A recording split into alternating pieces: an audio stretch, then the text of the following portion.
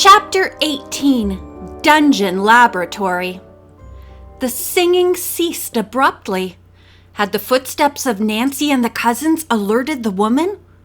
A moment later, the girls heard someone scrambling among the bushes ahead, but the underbrush was too dense for them to see anyone. "Do you really think that was Lucille Aubert?" Bess whispered. George answered, "If she had nothing to hide, why would she run away?" "What puzzles me is," said Nancy, "if she is Mrs. Blair's former governess, how did she get mixed up with a crook like Louis Aubert?" The words were hardly out of her mouth when George caught her friend's arm. "Look over there!" Some distance ahead in a clearing on a hillside, the girls glimpsed the corner of a tumble-down chateau. A woman had darted from the woods toward the ruin. She was a tall, slender, graying blonde of about 55. "Do you think that's the governess?" Bess asked. "She's about the right age," Nancy replied. "Come on!" The three girls dashed forward up the hill, but when they reached the ruined chateau, there was no sign of the woman. Was she concealed nearby, or had she gone on through another part of the woods? Suddenly, Nancy said, "Perhaps we shouldn't have given ourselves away. The woman may have gone to warn somebody else that we're here. We'd better hide." "Oh yes, let's," Bess begged. "I don't want to be caught off guard by that awful Louis Aubert." The girls ducked behind a cluster of trees and waited for over 10 minutes. There was not a sound except the chirping of birds. No one appeared. Finally, Nancy said, "I guess it'll be all right to investigate now. Shall we see if we can track down a few ghosts?" "I'm game," George answered, and Bess reluctantly agreed. Nancy led the way in the direction the woman had taken. They did not see her, but Nancy was fascinated to discover a very steep flight of stone steps leading down into the basement of the chateau. Suddenly, the girls became aware of a faint roaring sound coming from below. Nancy was very excited.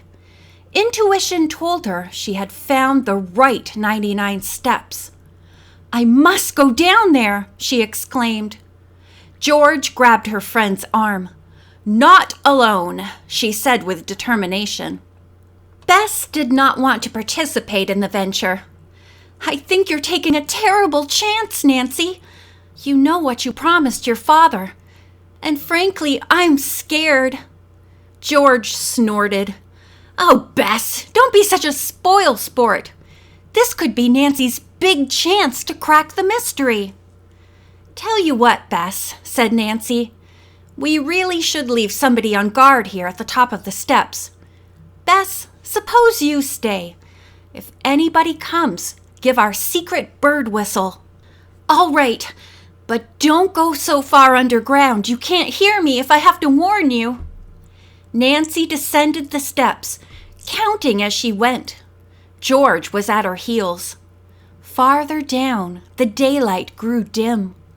To the girls' amazement, 2 lighted lanterns hung from the crumbling walls. Somebody was below. When Nancy reached the bottom, she could hardly keep from shouting for joy. She had counted exactly 99 steps. Ahead was a narrow corridor leading to a huge old-fashioned wooden door. In the upper part was a small square opening containing parallel iron bars. This must have been a dungeon, the young sleuth thought. Cautiously, she and George peered through the barred opening. Nancy gasped. A medieval lab! Maybe it once had been an alchemist's prison. The laboratory was fully equipped with an open furnace in which a fire roared, and there were numerous shelves of heavy glass beakers, pottery vessels, assay balances, crucibles, flasks, pestles, and mortars. At the rear were several long benches, one of which held bottles of assorted liquids. What amazed the girls most, however, was a man in Arab garb standing sideways at one of the benches. Nancy and George glanced at each other. Was this Louis Aubert again in disguise? The light was too dim for them to be sure. The girls watched the man intently. In his left hand he held a black chunk, which the girls guessed might be charcoal. In his other hand he had a knife and was busy gouging a hole in the chunk. Evidently deciding it was large enough, the Arab picked up a large nugget of gold from the bench and dropped it into the hole. Next, he opened a jar and with one forefinger took out gobs of a pasty black substance and filled the opening. Immediately, Nancy recalled the old alchemist's experiments with metals and wondered if the nugget were real gold. Watching closely, she detected a look of satisfaction on what little she could see of the man's face. Now he set the charcoal on the bench, walked to the rear end of the laboratory, and went out a door. Before it closed, Nancy and George caught a glimpse of a corridor beyond.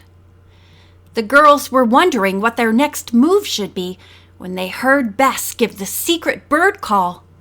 The sound came loud and clear and was instantly repeated. The double call meant, "Someone is coming! Hide!" "Hide where?" George asked in a whisper. Without hesitation, Nancy opened the laboratory door and motioned George to follow her.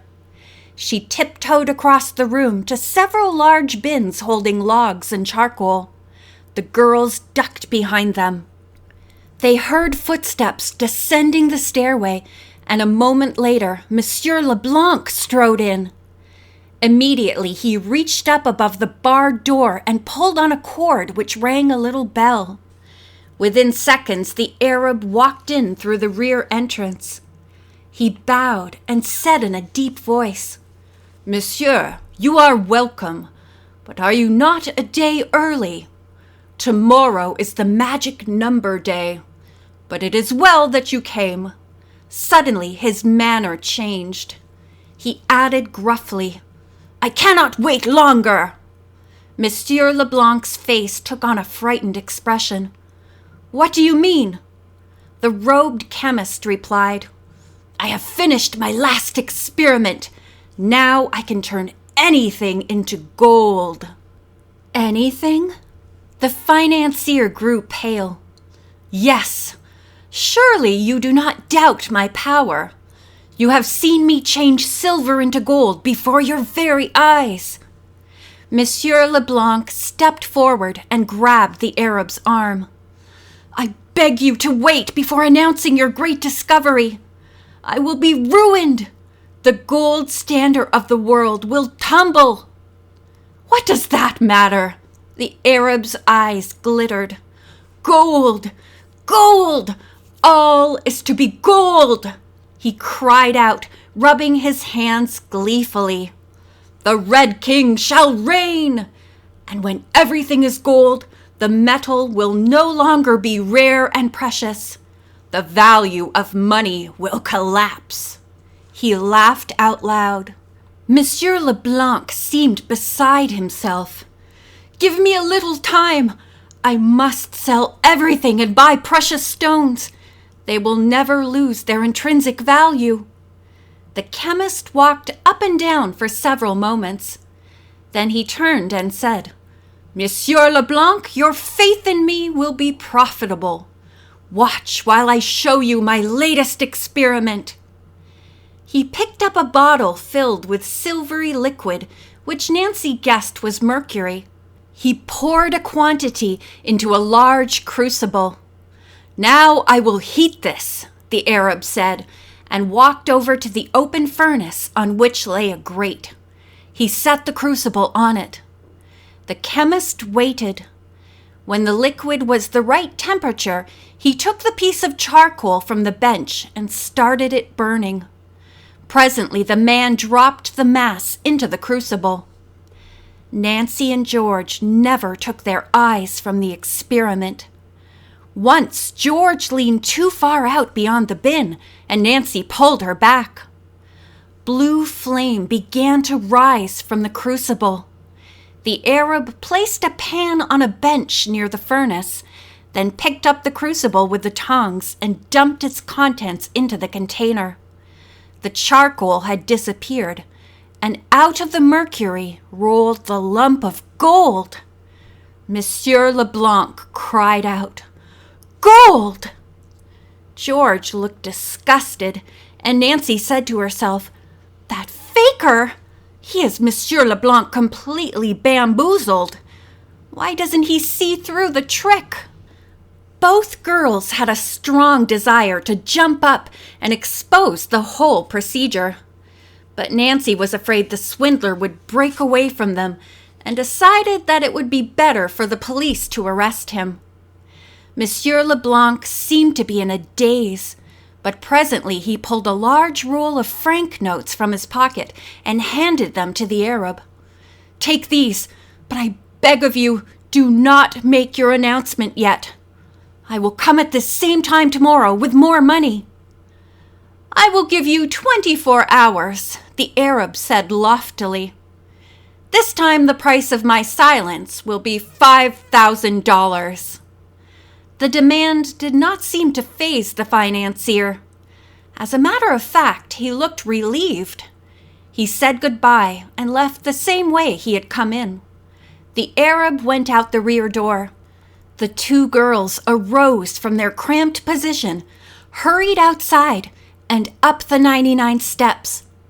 Bess was waiting anxiously at the top. "We must run," Nancy exclaimed, "and notify my father immediately that Monsieur Leblanc is being swindled." End of chapter 18.